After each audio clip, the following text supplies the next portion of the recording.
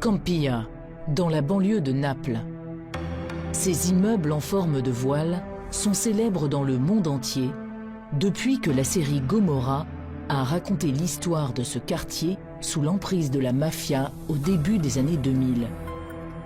Ces bâtiments sont aujourd'hui devenus le symbole de la mafia napolitaine, la Camorra.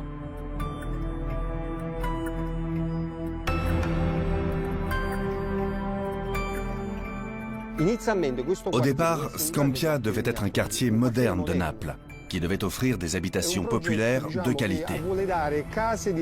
Après la construction de ces voiles en particulier, on n'a pas créé d'infrastructures ni de services. Alors qu'a fait la Camorra? Elle a profité de cette pauvreté et du manque de travail pour mettre en place des trafics. De cigarettes d'abord et d'héroïne ensuite. Petit à petit, ces bâtiments ont été modifiés pour répondre aux exigences de la Camorra. Ils ont blindé les immeubles, construit des passages souterrains et avaient des équipes d'artisans, de soudeurs, d'électriciens à leur disposition 24 heures sur 24. À la fin des années 90, début 2000, Scampia est devenue une forteresse de la drogue. À l'époque, le quartier est la plaque tournante de la drogue en Europe. À la tête de ce trafic, un homme, Paolo Di Lauro. C'est son histoire qui a largement inspiré la série Gomorra. Le clan naît avec Paolo Di Lauro, un personnage très énigmatique qui appartient à la vieille Camorra. Officiellement, c'est un commerçant qui parcourt toute l'Italie pour vendre des vêtements. Il décide de passer des accords avec tous les clans de la zone et commence à centraliser le trafic. Si tu veux dealer, tu dois passer par lui. Scampia devient le centre de ce trafic et la dose de cocaïne et d'héroïne coûte ici moins cher que dans tous les autres quartiers de Naples.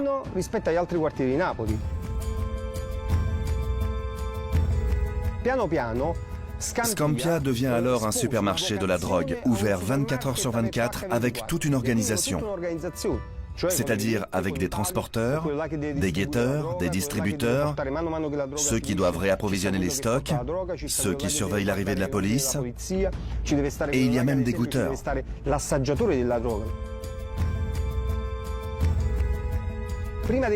Avant de mettre la drogue en vente, il faut que quelqu'un la goûte, car on ne peut évidemment pas mettre sur le marché une drogue qui n'est pas bonne ou qui est mal coupée. 3 ou 4 personnes mourraient d'overdose et ça attirerait l'attention de la police. Alors qu'est-ce qu'ils font? Il y a des toxicomanes sans argent, mais qui ont quand même besoin de se droguer. Le clan ne les chasse pas. Au contraire, il leur demande de rester et leur donne des doses gratuitement. S'ils sont encore en vie après 24 ou 48 heures, la drogue peut être distribuée en grande quantité.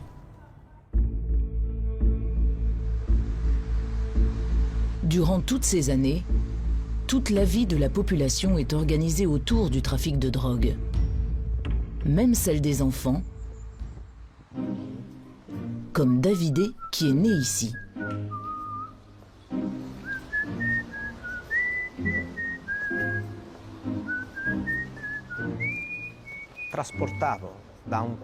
Je transportais d'un endroit à un autre la drogue et parfois même des armes. J'ai commencé à l'âge de 10-11 ans. J'ai grandi avec cette mentalité, avec l'idée de devoir être, mais aussi de vouloir devenir un camorriste. Je voyais ces criminels et ils me plaisaient. Parce qu'ils avaient beaucoup d'argent, parce qu'ils étaient respectés. Ils avaient tout. Ça me fascinait.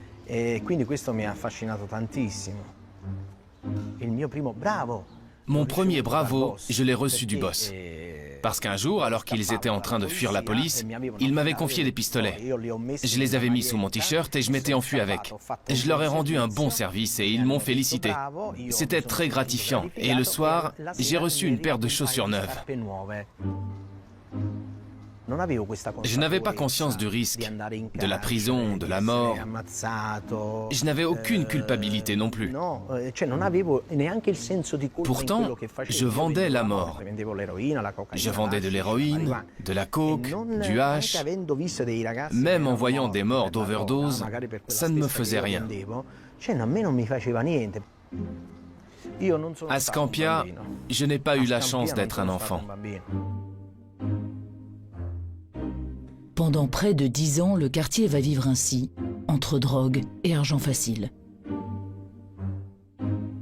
Mais en 2004, Scampia va sombrer dans la violence.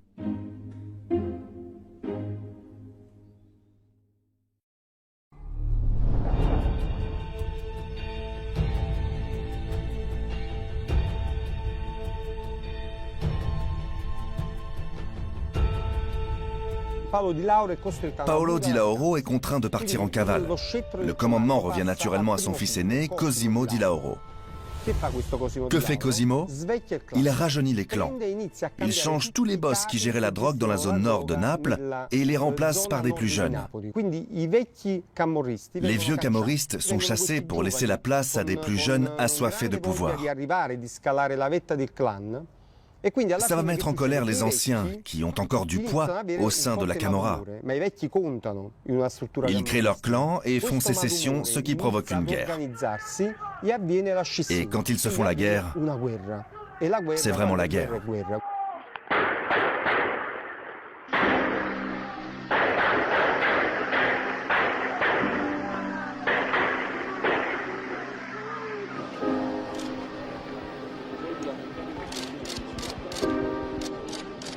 La guerre va durer 1 an et faire plus de 80 morts. Cette guerre se caractérise par la cruauté de ces meurtres. À travers les assassinats, ils envoient un message symbolique. On ne se contente pas de tuer, on défigure. Les visages sont littéralement gommés par les rafales de balles. Je veux te rendre méconnaissable, même aux yeux de tes proches qui ne pourront pas t'identifier à la morgue.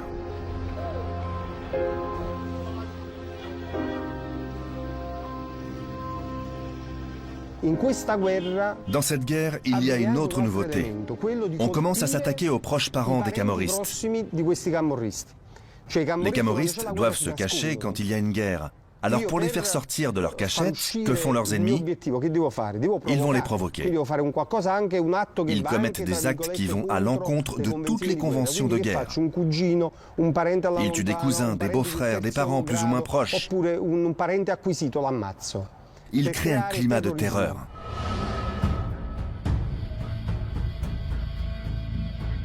C'est comme cela que Gelsomina Verde, une jeune femme de 22 ans, a trouvé la mort. Elle a été assassinée, puis brûlée dans sa voiture. Son seul tort, avoir été la compagne d'un jeune camorriste. Quelques mois plus tard, Cosimo Di Lauro est arrêté et condamné à perpétuité, entre autres pour sa responsabilité dans le meurtre de Gelsomina. Son père, Paolo Di Lauro, sera lui arrêté la même année.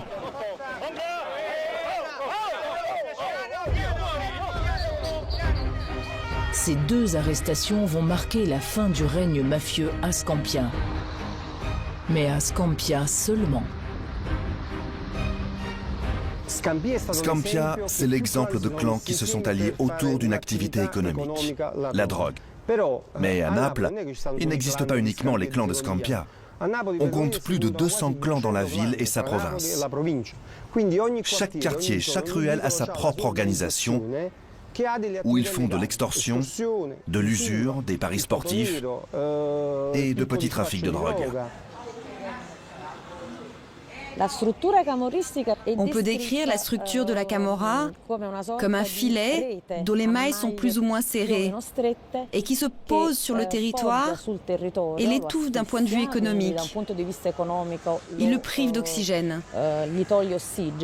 Et ces clans tissent entre eux des accords horizontaux, contrairement à la Cosa Nostra sicilienne, dont la structure est pyramidale, c'est-à-dire avec un seul et unique chef qui commande plusieurs sous-chefs. Pour moi, il n'existe pas une camorra, mais plutôt des camorras, c'est-à-dire des bandes criminelles autonomes qui n'ont aucune stratégie commune. Donc je préfère parler de camorra au pluriel.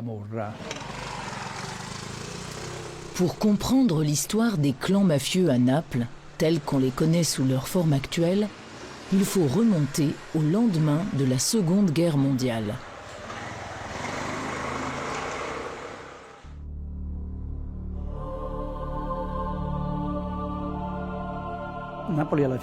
Naples, à la fin de la Seconde Guerre mondiale, est une ville à genoux parce qu'elle a essuyé les bombardements les plus lourds.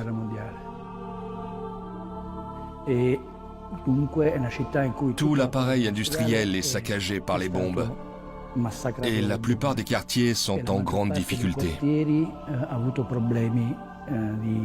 Partout, les gens vivent dans la rue. Donc Naples, à cette époque, est une ville en grande souffrance.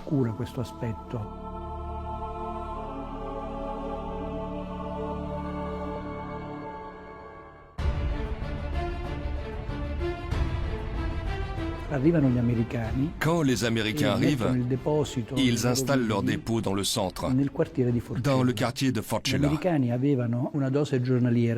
Ils ont des rations plus importantes que leurs besoins. Donc, tout ce qu'ils ont en trop, ils le vendent sur le marché noir. Les habitants de Forcella commencent à soudoyer les Américains pour s'approprier leurs marchandises. De là naît une espèce d'économie de guerre. Et Forcella devient le premier poumon économique de la ville. Quoi que tu cherches, tu le trouves dans ce quartier. Et aujourd'hui encore, c'est comme ça pour les Napolitains. Tu cherches quelque chose, tu vas à Forcella. On peut donc dire paradoxalement que la contrebande a été causée par les Américains. Pendant 15 ans, cette économie de la contrebande permet à la ville de survivre. En 1961, avec la fermeture du port franc de Tanger, Naples devient le carrefour de tous les trafics en Méditerranée, en particulier le trafic de cigarettes qui va faire vivre la ville pendant 20 ans. On dit même à l'époque que les cigarettes étaient à Naples ce que Fiat était à Turin. Quand on arrive à Naples, en voiture, c'est la première chose que l'on voit. Des jeunes gens qui vendent des cigarettes de contrebande, 45% moins chères que dans les bureaux de tabac, au beau milieu de la rue, en plein jour, et sans jamais donner l'impression d'avoir peur de la police. Les contrebandiers font le signe de croix lorsqu'ils doivent prendre la mer pour aller récupérer des caisses de cigarettes apportées par un navire qui les attend en dehors des eaux territoriales. Chaque année, 4 ou 5 équipages disparaissent. La Guardia di Finanza a saisi en un an 562 tonnes de cigarettes.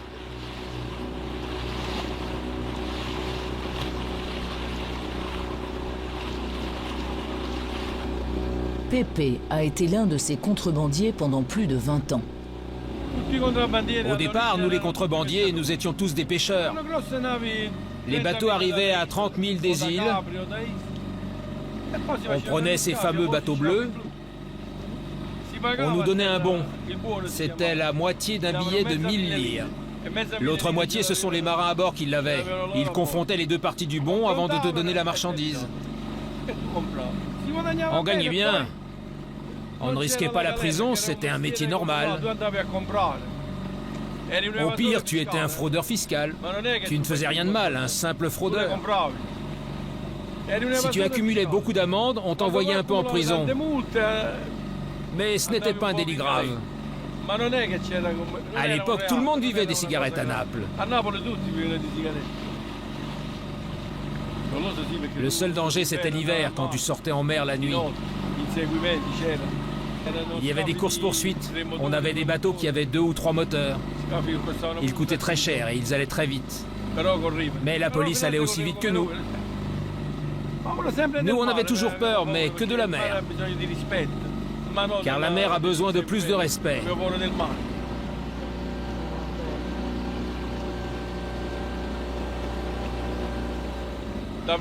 Petit, on ne mangeait pas beaucoup. Nous sommes des enfants d'après-guerre. On a connu la faim et la misère. On devait se débrouiller. Alors quand les cigarettes sont arrivées, pendant 20 ans à Naples, nous vivions tous très bien.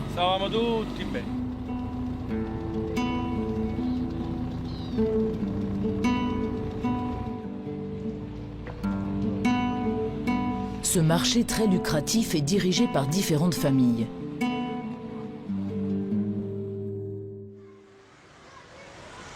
Dans le quartier de Forcella, berceau historique de la contrebande, le trafic de cigarettes permet l'émergence du clan des Giuliano, la plus emblématique des familles mafieuses de Naples.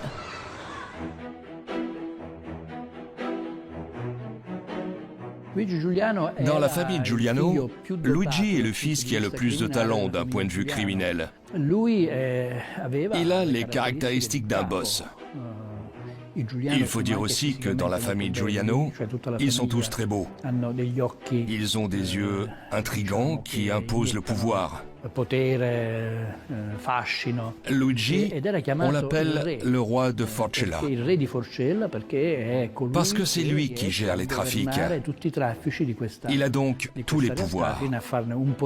Et rien ne se passe dans le quartier sans son approbation.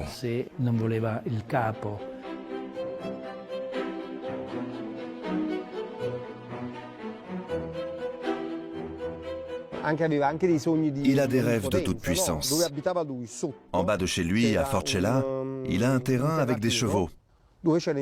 En plein cœur de Naples, il a ses chevaux. Et quand les éboueurs passent, il leur offre de très bonnes bouteilles de champagne pour qu'ils nettoient ses animaux. Dans le quartier, les gens vivent tous de la contrebande de cigarettes. Donc pour eux, celui qui contrôle ce marché est un simple entrepreneur, celui qui les fait vivre. Et c'est aussi celui qui gère tous les conflits. Il est reconnu comme une sorte d'autorité civile. Il joue donc à la fois le rôle de boss criminel, mais aussi de juge de paix.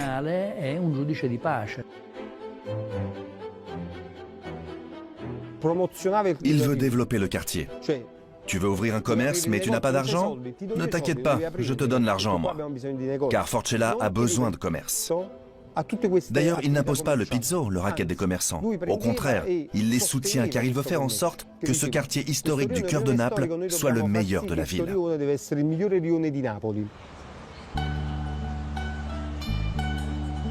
Grâce à son charisme et à ses actions paternalistes, Luigi a su imposer son autorité à la population du quartier qui voyait en lui un bienfaiteur plus qu'un criminel.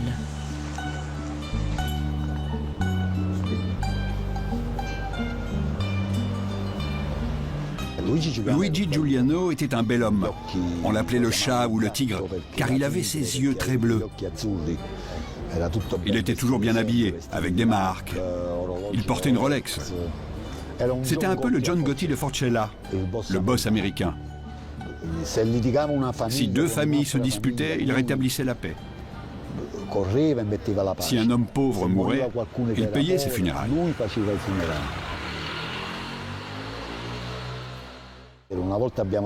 Un jour, on a voulu faire un match de foot dans le quartier, Forcella Nord contre Forcella Sud. Mais il nous l'a interdit. Il nous a appelés et nous a dit « Il n'y a qu'un Forcella, il n'y a pas de division. C'est un seul et même quartier. » Alors on a annulé le match, puisqu'il ne nous a pas donné l'autorisation. C'était pas un homme qui était du genre à sortir de chez lui pour tirer sans raison. Mais on savait qu'il avait commis pas mal de meurtres. Donc les gens avaient quand même peur de lui.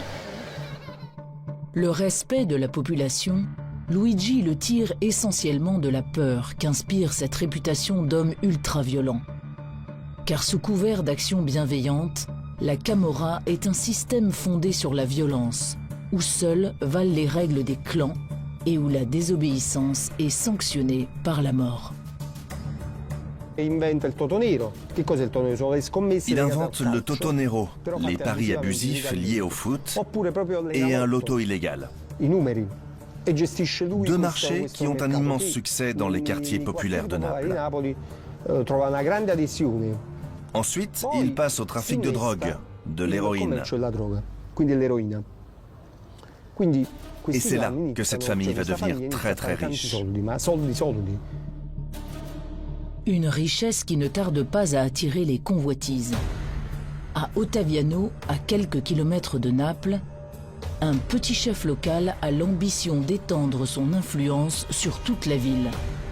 Et c'est d'une cellule que Raffaele Cutolo va mettre son projet à l'œuvre. À cette époque, cet homme est emprisonné pour meurtre. C'est un criminel de droit commun, en quelque sorte. Mais il va réussir à construire de sa cellule la plus grande organisation à Naples d'après-guerre. Il réunit des milliers de personnes et en fait une armée. Il fait coudre des vêtements aux jeunes qui arrivent en prison. Il envoie de l'argent à leur famille. Il leur procure un avocat. Donc Cutolo recrute ces jeunes qui sont à la dérive. Il va presque jouer le rôle d'un prêtre. Certains l'appellent d'ailleurs le grand prêtre. Il fait du social, il écoute. Il travaille sur la psychologie des détenus. Il s'occupe des membres de leur famille. Il crée en fait pour la première fois un réseau d'assistance dans les prisons. Cutolo a investi dans la misère de ces jeunes prisonniers et a créé une véritable armée.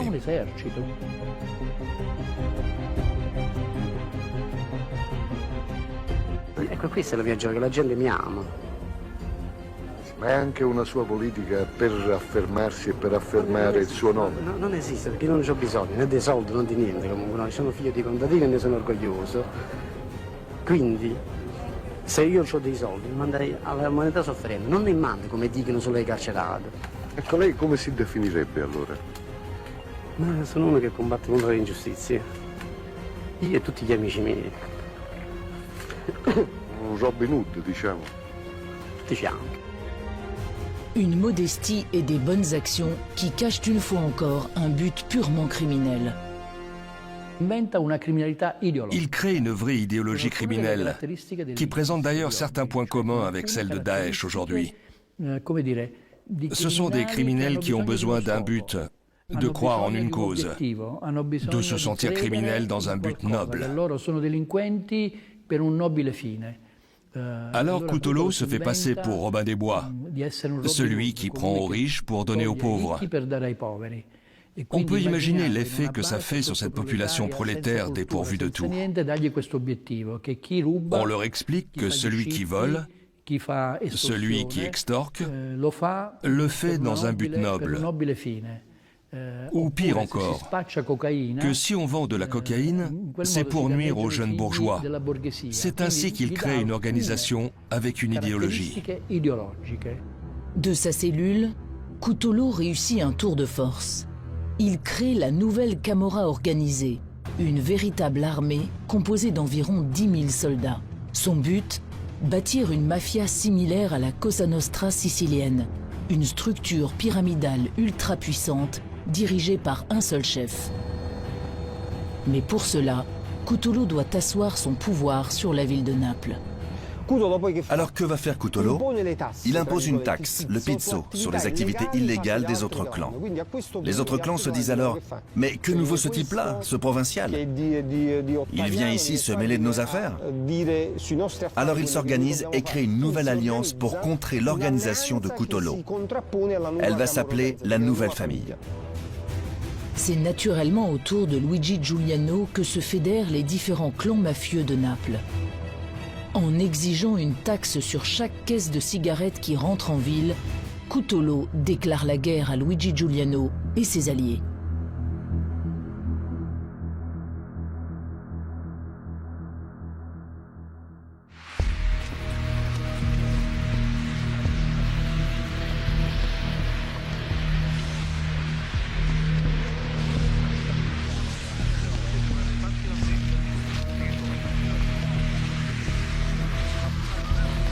Pendant 3 ans, Naples va connaître une véritable guerre civile. Pas un jour sans que la ville ne se réveille avec de nouveaux corps sur ses trottoirs. Finalement, c'est la nouvelle famille qui gagne contre Raffaele Cutolo. Entre-temps, les forces de l'ordre arrêtent beaucoup de monde. Pour Cutolo, la guerre est perdue. Ses hommes de main, quand ils ne sont pas morts, finissent en prison par centaines. L'homme n'a pas su faire sienne l'indomptable Naples.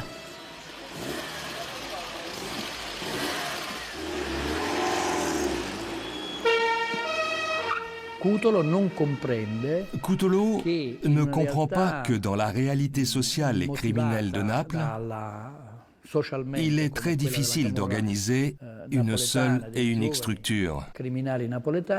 La Camorra napolitaine a sa propre anarchie, que Cutolo ne va pas pouvoir résoudre. Elle est historiquement défragmentée. C'est une tentative d'unifier quelque chose qui n'a jamais été unifié auparavant. Cette tentative échoue parce que la Camorra est une organisation criminelle désorganisée. Raffaele Cutolo est aujourd'hui encore en prison et condamné à une perpétuité réelle. Après lui, plus personne n'a tenté de réunir les différents clans de la Camorra en une seule organisation.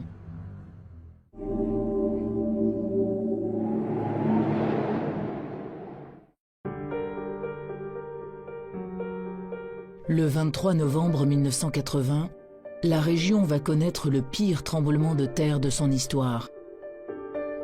Près de 3000 morts, 9000 blessés et 300 000 sans-abri.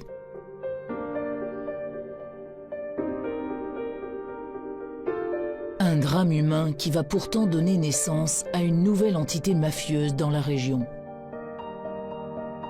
Le tremblement de terre de 1980 a bouleversé l'histoire de notre terre, avec la reconstruction.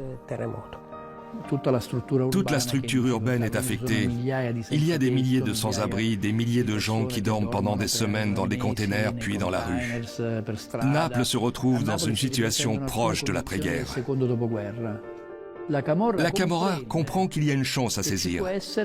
Ils se disent que ce n'est pas très compliqué de devenir entrepreneur dans le bâtiment. Si la ville de Naples est peu touchée, le reste de la région est entièrement à reconstruire. Des millions vont être consacrés à cette reconstruction, une fortune que les clans locaux vont trouver le moyen de s'accaparer.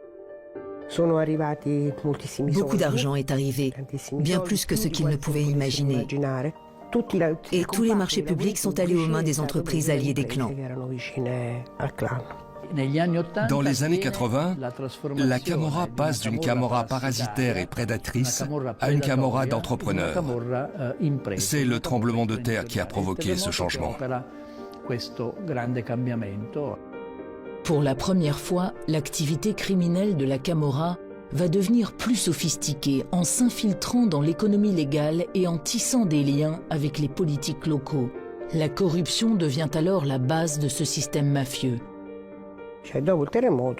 Après le tremblement de terre, la Camorra s'intéresse aux déchets.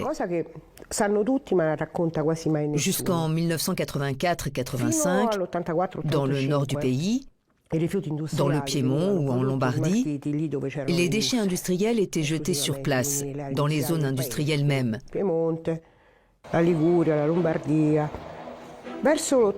Mais à partir de 1987-1988, il n'y a plus de place dans les décharges de ces régions.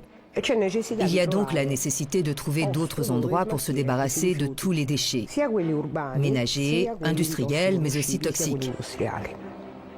La Camorra voit là l'opportunité de se faire beaucoup d'argent.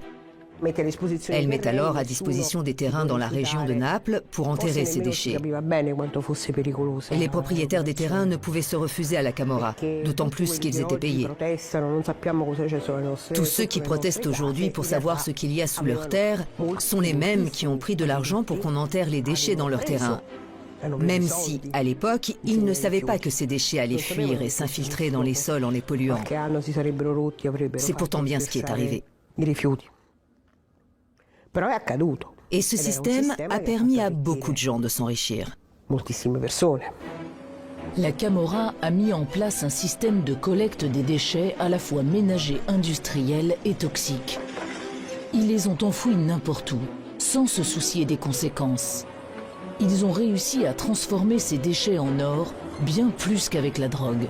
Mais à quel prix? Aujourd'hui, tous les terrains agricoles de leur région sont pollués et la santé de la population gravement menacée.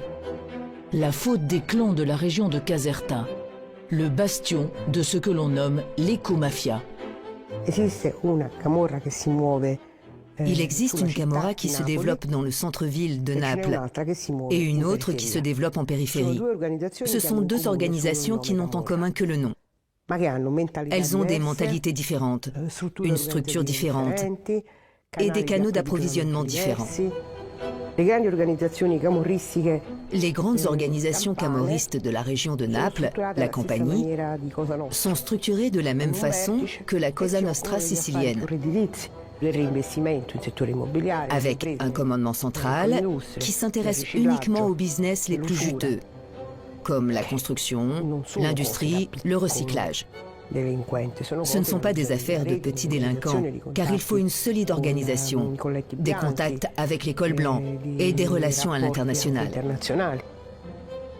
Pendant que prospère cette nouvelle Camorra grâce aux déchets et aux bâtiments, dans le centre de Naples, les clans se concentrent sur le trafic de drogue locale. Forcella était le quartier de la contrebande, le quartier du faux. Puis c'est devenu un des premiers quartiers de la drogue. Alors j'ai dealé. On mettait un garçon là et un autre là-bas. Et ils nous prévenaient s'ils voyaient la police. C'était des guetteurs. Quand ils voyaient la police, ils criaient « Carmela, Carmela !» C'était un nom de code pour dire police. Un prénom typiquement napolitain.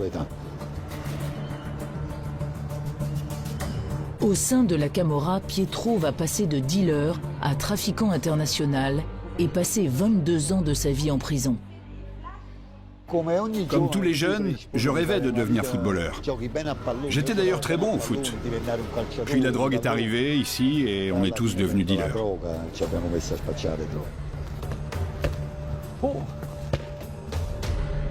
Le foot, c'est la vie ici. Le foot te fait oublier ce que tu es, les mauvaises choses de la vie. Pour nous, Napolitains, c'est une passion. Une passion qui atteint son paroxysme en 1986 avec l'arrivée de Diego Maradona. Grâce au joueur argentin, le club de Naples devient pour la première fois de son histoire la meilleure équipe d'Italie. Quand Diego Armando Maradona est venu à Naples, ça a été un grand moment de libération et d'émancipation pour la ville, qui s'est toujours sentie dominée et écrasée par le Nord. Ces victoires de l'équipe de Naples ont été une vraie revanche. C'est également une aubaine pour l'historique clan des Giuliano, qui trouve en Maradona son meilleur ambassadeur. Il s'intègre très bien à Naples car il fait usage de cocaïne. Et qui peut lui fournir cette cocaïne? La famille Giuliano de Forcella. Donc le clan Giuliano se lie d'amitié avec Maradona. Il y a d'ailleurs des photos qui sortent où on les voit ensemble dans la baignoire des Giuliano en forme de coquillage. Mais on le voit aussi dans les cérémonies d'anniversaire des boss. Pourquoi? Parce que Maradona est un toxicomane et qu'il consomme énormément de cocaïne. Mais Maradona sert aussi au clan, qui peut se vanter d'accueillir Diego Maradona, l'idole de Naples. Nous sommes au même niveau que Maradona. Et donc, le message qu'ils envoient à la population est que les Giuliano peuvent avoir tout ce qu'ils veulent.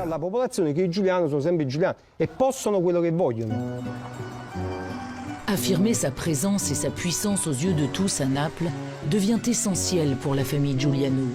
Car à cette période, la belle alliance des clans napolitains nés de la lutte contre Raffaele Cutolo commence à s'effriter. Et surtout, au sein même de la famille Giuliano, l'unité du clan est remise en cause par des luttes de pouvoir. Usé par des allers-retours en prison et par ses luttes intestines, Luigi, le roi, décide en 2002, après avoir régné 30 ans, de se rendre et de collaborer avec la justice italienne. Cet événement sonne la fin d'une époque, celle des grandes familles qui tenaient la ville, et ouvre une phase de grande instabilité. Les chefs de clans historiques sont pour la plupart en prison. Beaucoup se sont repentis, ils collaborent avec la justice. Les grandes familles historiques ont donc subi de grosses pertes. Un espace de commande s'ouvre, mais la transmission du pouvoir ne se fait pas naturellement, parce que la succession dans la Camorra n'est pas établie d'avance. La jeune génération va alors se battre pour prendre le pouvoir. Et bientôt, un événement va définitivement marquer la fin du règne de la famille Giuliano.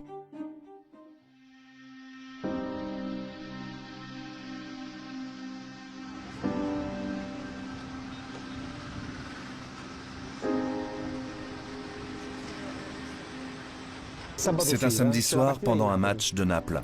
Le quartier est vide car tout le monde est en train de regarder la télé. Une jeune fille est devant chez elle avec ses copines pour décider de l'heure du rendez-vous pour la messe le lendemain.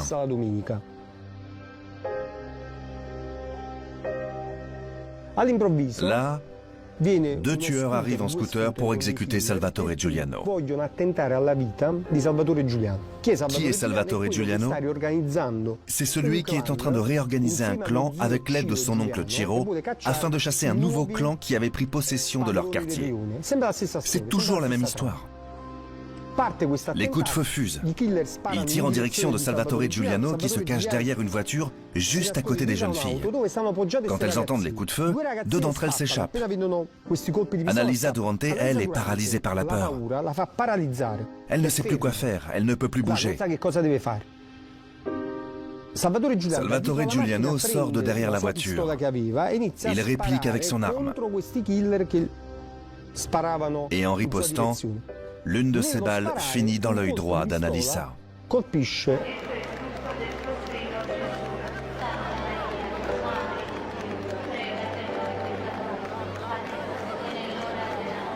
Annalisa meurt sur le coup.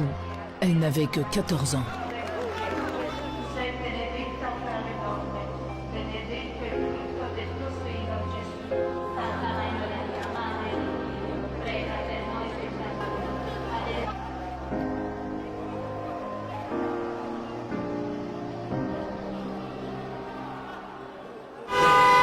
Le gas tutti quanti. Avete soddisfazione, adesso non è il momento. La legge mi deve dare pure soddisfazione. Perché una bambina così.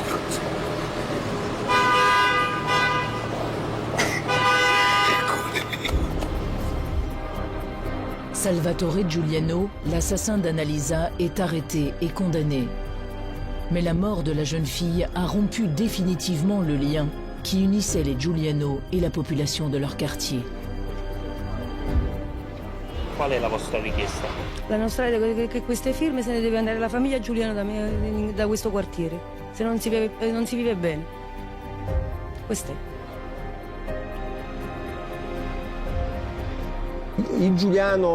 Les parents et grands-parents Giuliano redistribuaient les richesses.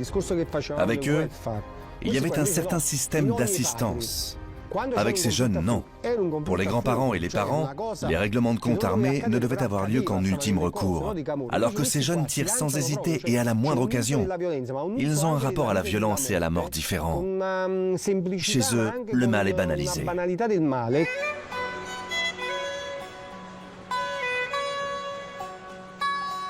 Au milieu des années 2000, les clans mafieux sont disloqués et les rues livrées à des caïds qui font régner l'insécurité.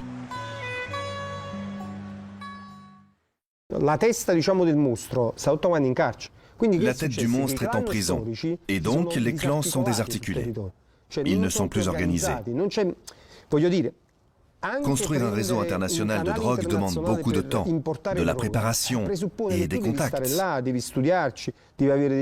Ces jeunes, eux, ne savent pas mettre en place des organisations si complexes.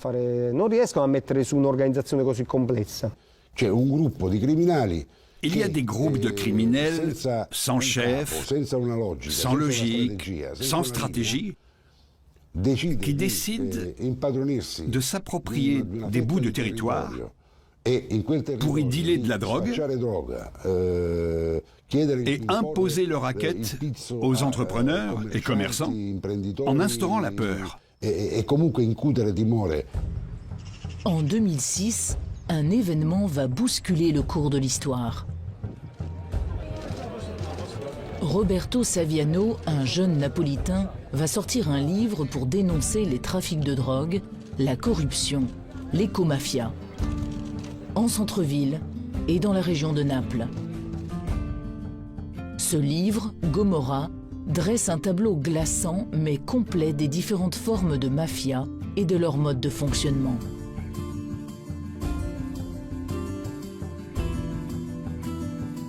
Gomorra a changé l'histoire de la lutte contre la Camorra.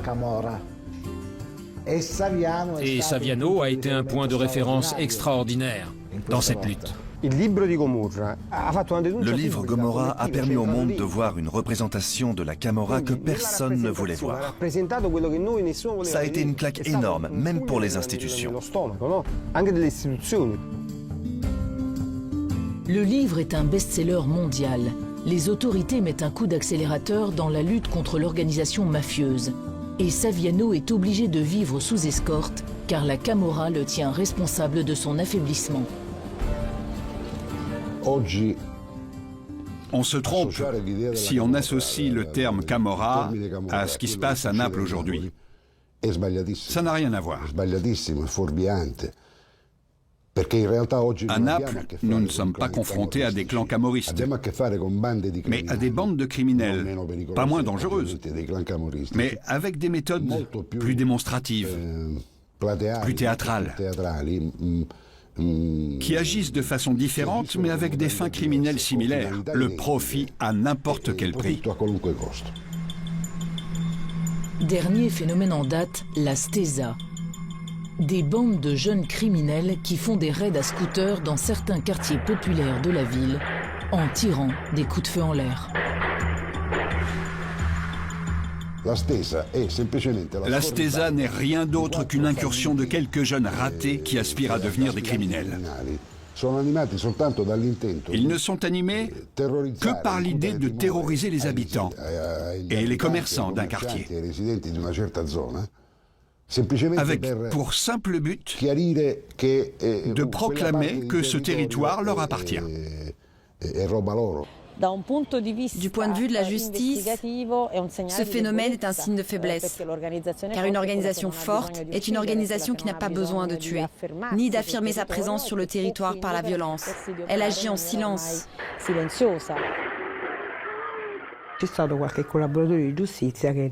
Pour certains camorristes aujourd'hui repentis,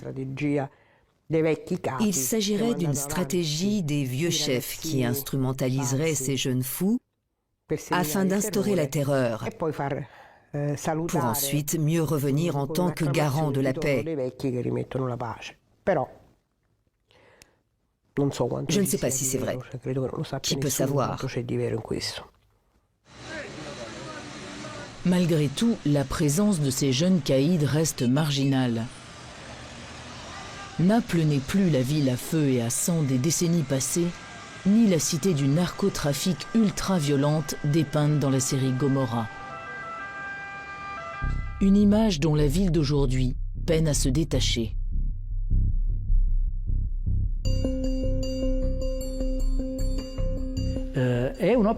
C'est une œuvre artistique qui devrait être évaluée en tant que telle. Si on me demande si c'est la vérité, je réponds oui. C'est une partie de la vérité, mais ce n'est pas toute la vérité. Dans cette réalité, il y a du vrai parce qu'ils opèrent en effet de cette façon, mais ils n'ont pas le contrôle de toute la ville. La série décrit Naples quand elle était la ville du narcotrafic. Si on vient à Naples aujourd'hui, on ne va pas se faire tuer par Chanel ou n'importe quel autre tueur dans la rue. Naples n'est pas la ville la plus violente du monde. Naples n'est même pas dans les 50 villes les plus violentes du monde. Naples n'est pas la ville la plus violente d'Europe. Il y a d'abord 3 villes baltes et même Bruxelles. Si on parle en nombre d'assassinats par rapport au nombre d'habitants. Bien que la Camorra dans sa forme traditionnelle semble avoir disparu, sa culture et ses traditions restent elles encore profondément enracinées. La Camorra, en tant qu'organisation avec une entreprise sur tout un territoire, n'existe quasiment plus. Par contre, il existe encore une culture camorriste. Par exemple, si j'ai un scooter et qu'on me le vole, qu'est-ce que je vais faire? En tant que bon citoyen, je vais dénoncer le vol à la police. Mais en sortant du commissariat, je vais me renseigner dans le quartier. Je vais aborder des gens pour chercher un interlocuteur qui va pouvoir m'aider. Je leur dis, regarde, j'ai fait de mal à personne, j'ai garé le scooter et il n'est plus là. Si tu entends quelque chose ou si tu connais quelqu'un qui pourrait m'aider, tiens-moi au courant. Il y a 90% de chances qu'après ça, je sois mis en relation avec quelqu'un qui, en l'espace de 2 jours, me retrouve le scooter. Je récupère donc le scooter, mais en échange, je devrais évidemment payer cette personne. Du coup, je retourne au commissariat pour retirer ma plainte. Et je leur dis, je suis désolé, j'avais oublié que j'avais prêté le scooter à un ami. Et je retire ma plainte. Les statistiques sur les retraits de plaintes à Naples sont affolantes.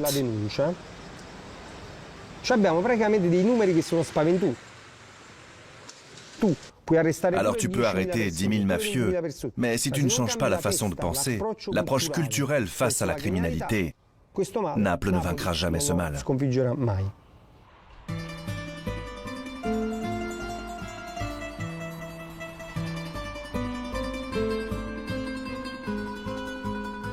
Scampia peut se vanter d'un triste record, celui du plus grand taux d'analphabétisme.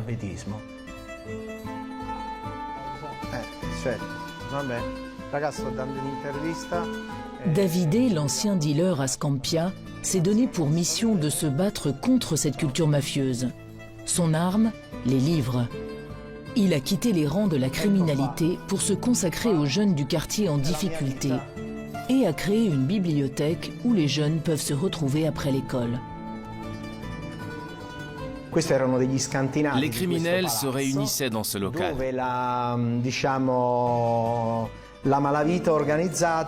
Ici, il y avait un grand fauteuil, là, un grand écran pour voir les matchs de Naples. Ils comptaient l'argent, ils faisaient les comptes de la journée pour voir combien de drogue avait été vendue. Et maintenant, c'est devenu un endroit d'espoir et de résistance, rempli de livres. Rendez-vous compte, les mafias ont plus peur de l'école que des juges. Donc on devrait investir beaucoup plus dans l'éducation. Mais le problème majeur de Naples reste l'emploi, avec près de 50% des jeunes qui sont au chômage. Dans ce contexte, la criminalité reste bien souvent la seule alternative. Pietro, lui, essaie de leur offrir une autre voie.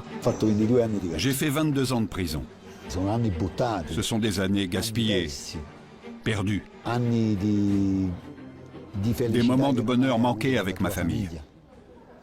Ça n'en valait pas la peine. Si je pouvais retourner en arrière, je ne referais pas les mêmes erreurs. Maintenant, je suis activiste. Je n'ai plus peur. Alors qu'avant, si. Quand je dealais, j'avais peur car je fréquentais des criminels, des boss. J'étais toujours sous tension. Maintenant que j'ai changé de vie, je n'ai plus peur. Je suis dans la vraie vie. J'aide les ex-détenus à retrouver du travail. Je vais rendre visite aux détenus. Je fais des choses qu'il y a 15-20 ans, j'aurais jamais pu imaginer faire un jour.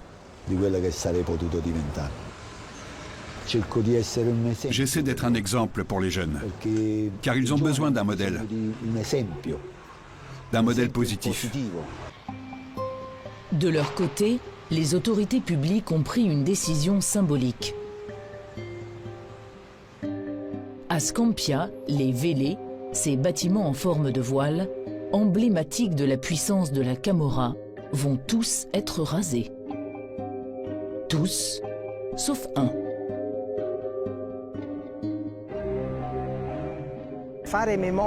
Garder la mémoire de ce qui a été, même des choses moches, c'est très important. Comme on a gardé Auschwitz. Car si on ne préserve pas cette mémoire, elle meurt. En apprenant du passé, d'une mémoire négative, on cherche à construire un futur positif. Et je pense que les gens d'ici en sont capables.